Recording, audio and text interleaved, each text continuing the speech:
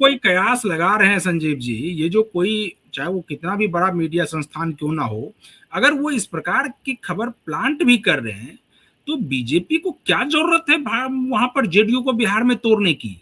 JDU तो BJP के alliance में है ही। अगर अलायंस में नहीं रहती जेडीयू तब एक बात मान भी सकते थे कि बीजेपी भारतीय जनता पार्टी चाह रही होगी कि उनके सांसदों को तोड़ करके इसमें मिलाया जाए, लेकिन अब तो वो दोनों कंफर्टेबल है और बिहार में भी सरकार चल रही है। नीतीश कुमार ने बल्कि मुख्यमंत्री पद छोड़ करके सम्राट चौधरी को सौंप दिया। इसके बावजूद अब इस प्रकार की खबरों की कोई आवश्यकता है नहीं। ना जाने ये लोग कहां से इस प्रकार की खबर को प्लांट करते हैं कि अब जेडीयू में टूट क्यों होगी। जेडीयू में टूट अगर होगी तो उससे भारतीय जनता पार्टी कमजोर होगी।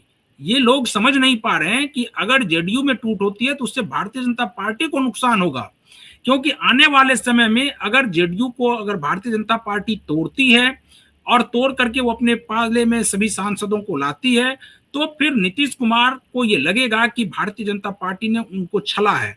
और फिर उसके बाद अगर गठबंधन उधर बन जाता है राष्ट्रीय जनता दल के साथ नीतीश कुमार का, तो वो बहुत ही मजबूत गठबंधन हो जाता है। तो ऐसे में भारतीय जनता पार्टी नहीं चाहेगी। आपको लगता है कि इस सब कॉम्बिनेशन को देखने के बावजूद भी भारतीय जनता पार्टी ये चाहेगी कि जेडीयू को तोड़ दिया जाए? नहीं नहीं, बिल्कुल सवाल ही नहीं उठता है। मान लीजिए कि क्यों तोड़ेगी, बीजेपी के मुख्यमंत्री है। दूसरी बात है, देखिए बिहार जो है वो महाराष्ट्र नहीं है, बंगाल नहीं है। बिहार में विधायक सांसद कहीं चले जाएं, वोटर वहीं रहते हैं जिसके वो वोटर है। बिल्कुल।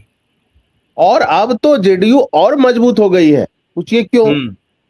भरत तिवारी कांड, या अभी नालंदा में पासवान समाज के 2 बच्चों की जो हत्या हुई है, तो लॉ एंड ऑर्डर पे जो बड़े बड़ी बातें करते थे बीजेपी के नेता वहां, अब तो सम्राट चौधरी के हाथ में सब है, पुलिस भी है, गृह मंत्रालय भी है, सब है। तो फिर ये क्राइम रुक क्यों नहीं रहे?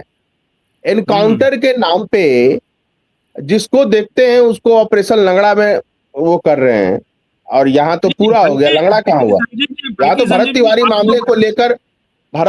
मामले को लेकर प्रवीण जी, सम्राट चौधरी की काफी फजीहत हुई है, सरकार की फजीहत हुई है, बीजेपी के वोट बैंक पर असर पड़ा है। उसके बाद जिस तरह से केंद्रीय मंत्री जीतन राम मांझी ने जो बयान दिया कि उन पर आरोप लगाया, एक मृत व्यक्ति पर आरोप लगाया कि उन पर SC/ST एक्ट का मामला है, जबकि वो पूरी लड़ाई उनकी जो जवनिया गांव के विस्थापित हैं बेचारे, वो सब दलित ओबीसी और उन्हीं के लिए कर रहे हैं। और वहां के दलित समाज के लोग ये कह रहे हैं कि जीतन राम मांझी को क्या पता है, वो इसी रूम में बैठ के बड़ी बड़ी केवल बातें कर रहे हैं। यहाँ देखिए आ क्या तकलीफ। दूसरी बात आप देखिए, नागमणि जी कुशवाहा कि कौन होता है ये, तो इसकी क्यों बात कर रहे हैं? नहीं, उनका ये कहना कि ये सब कुत्ता बिलाई हैं। देखिए बिहार में इस तरह की राजनीति करना चाह रहा था, इसलिए मैं बोला कि उनकी बात कुत्ता बिलाई हैं। ठीक है, कुत्ता भी वफादार होता है, बिल्ली भी सर्पदंश से बचा लेती है, बिल्ली भी ऐसा नहीं है। हर चीज की अहमियत है, प्रकृति में जो भी चीज है उसकी अहमियत है। तो कुत्ता बिलाई भी होगा तो आप उसको उसे पकड़ के नहीं मारेंगे, खैर वो तो इंसान था।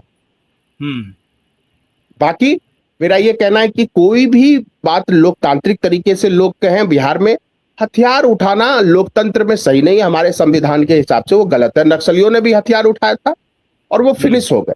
और गांधीवादी तरीका यही है कि आप लोकतांत्रिक तरीके से प्रोटेस्ट करिए, वो ज्यादा बेटर है। हथियार उठाना भी गलत, किसी भी रूप में गलत है, उसको हम लोग वो नहीं कर रहे, सही नहीं ठहरा रहे, उचित नहीं ठहरा रहे। हथियार उठाना मतलब स्टेट को चैलेंज देना। आपकी जो भी डिमांड है डेमोक्रेसी में, आप लोकतांत्रिक तरीके से कह सकते। हम लोग भी अपनी बात लोकतांत्रिक तरीके से कहते हैं। हथियार उठाना उनका भी गलत, इस बात को मानना चाहिए सबको, ओपन हार्टेड होके। मान लीजिए कोई और भी व्यक्ति हथियार उठाता और उस पर वो होता, तो लोग ये कहते कि हथियार तो उसने उठाया। ठीक है, उनका डिमांड उनकी सही थी, उनकी मांग सही थी, थोड़ा सा तरीका। और मुझे लगता है चूंकि उनकी उम्र भी कम थी, और होता है कम उम्र में आदमी उत्साहित भी बहुत ज्यादा होता है। उस तरीके पे हो सकता है, उस तरीके को लेकर हो सकता है कि कुछ लोगों में अलग अलग मत हों, लेकिन बिल्कुल जो जिस काउज के लिए वो लड़ रहे थे वो काउज बहुत महत्वपूर्ण है। और बिल्कुल, उस काउज बिल्कुल। को लेकर आखिर ऐसी क्या मजबूरी हो गई कि एक व्यक्ति को हथियार उठाने पर मजबूर होना पड़ रहा है? क्या सिस्टम इतना सड़ चुका है क्या? इस पर हालांकि हम लोग एक अलग डिबेट कर सकते हैं। आज चूंकि ये मोदी कैबिनेट से जुड़ा हुआ है, उस पर होगा तो हम आगे लाएंगे एक डिबेट और। लेकिन अभी मोदी कैबिनेट पर वापस आते हैं कि अब ये कहा जा रहा है संजीव जी कि मोदी कैबिनेट में अगर नीतीश कुमार नहीं शामिल होते हैं और नीतीश कुमार जेडीयू को मजबूत करने के लिए बिहार में ही काम करेंगे, तो फिर हो सकता है संजय झा का नाम आगे आ रहा है। आपको लगता है कि नीतीश कुमार पहले जो कैबिनेट में शामिल लोग हैं उनको रिप्लेस करके संजय झा को जगह देंगे? देखिए, अभी ये कहना मुश्किल है, क्योंकि ऑलरेडी देखिए, ये समझना होगा कि अगर संजय झा को बीजेपी आगे करती है जेडीयू से, या मानती है कि उनको मंत्री बनना चाहिए, तो फिर बीजेपी के ब्राह्मण जो सांसद है गोपाल जी ठाकुर, उनका क्या? सवाल ये है कि जो मैथिल ब्राह्मण हैं, जो दरभंगा, कोसी, सीमांचल, मुजफ्फरपुर, सीतामढ़ी, मधुबनी, सब जगह रहते हैं और उनकी आबादी बहुत ज्यादा है। गिरिराज बाबू बिहार समाज से प्रतिनिधित्व कर रहे हैं, मैं बिहार की बात कर रहा हूँ। ललन सिंह बिहार समाज से प्रतिनिधित्व कर रहे हैं। रामनाथ ठाकुर जी अति पिछड़े समाज का प्रतिनिधित्व कर रहे हैं। लेकिन जो ब्राह्मण समाज का सबसे बड़ा वोट बैंक, जो बीजेपी को भी जाता है और जेडीयू को भी जाता है, उसका कोई प्रतिनिधित्व वहां नहीं है कैबिनेट में। तो अगर संजय झा को बीजेपी देगी तो इसका मतलब जेडीयू, मैथिल ब्राह्मणों को का मूवमेंट जेडीयू की तरफ ज्यादा होगा। तो इस तरह की रणनीतिक चूक बीजेपी को नहीं करना चाहिए।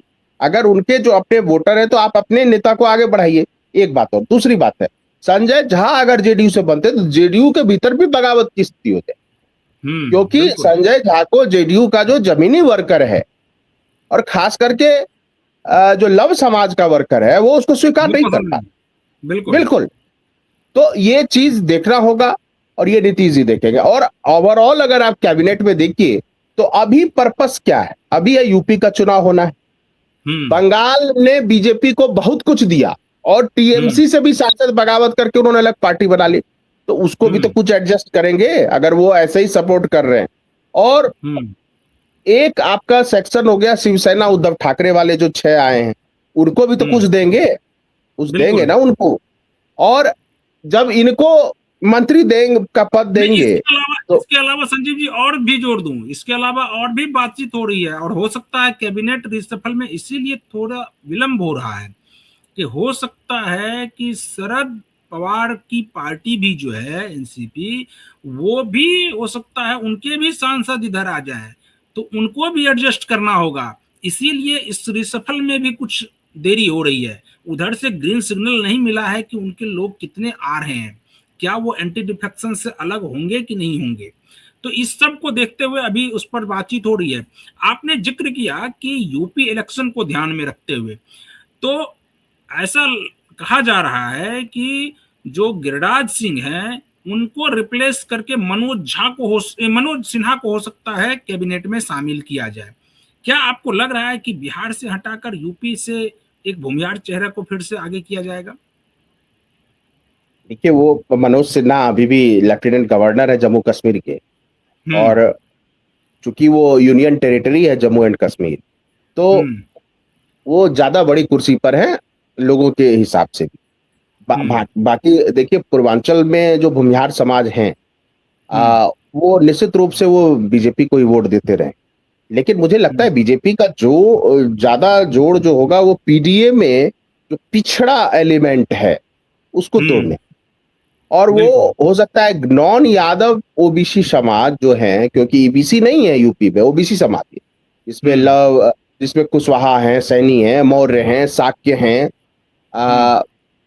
और भी हैं जैसे राजभर ही हैं।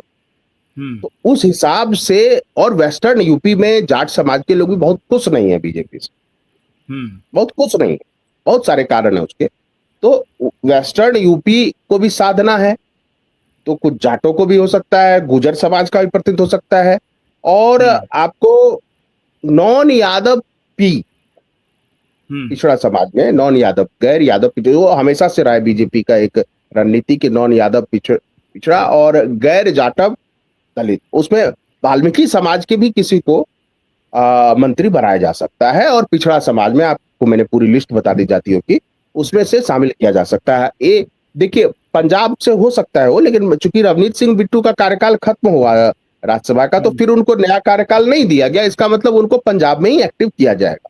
और इधर नितिन नवीन जी लगातार पंजाब का दौरा कर रहे हैं, और तरुण चुग जी उनके साथ हैं, और तरुण चुग जी को राज्यसभा भेजा है, यानी तरुण चुग रणनीति बना रहे हैं। और इस बार कहा भी जा रहा है कि उनको भी हो सकता है कि शामिल किया जाए। और हाँ, और रवनीत सिंह बिट्टू को अगर शामिल करेंगे तो बाद में 6 महीने बाद कहीं से भेजेंगे उनको। लेकिन हो सकता है कि पंजाब में रवनीत सिंह बिट्टू उतने लोकप्रिय नहीं है, लेकिन पंजाब की राजनीति की उनको समझ, एक जट सिख चेहरा है, और कहा जा रहा है कि जितने भी डेरे हैं पंजाब में उसको बीजेपी साथ, तो ये सब दांव जो है देखने को मिलेगा। और आप देखिए कि साउथ से भी अगर कुछ चेहरों को लिया जा सकता है, क्योंकि कुरियन जी को हटाया गया है केरल से, क्योंकि जो ईसाई कार्ड खेलने की बीजेपी ने कोशिश की थी वो केरल में इलेक्शन में चला नहीं।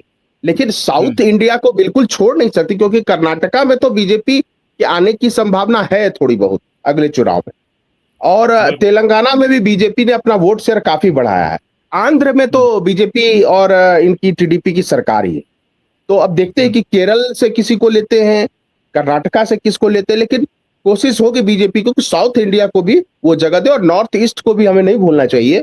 नॉर्थ ईस्ट से किरण रिजिजू सबसे लोकप्रिय चेहरे हैं, सबसे पॉपुलर चेहरे हैं, लेकिन नॉर्थ ईस्ट से भी कुछ और लोगों को शामिल किया जा सकता है, ताकि उनको भी जो है मेन स्ट्रीमिंग किया जा सके।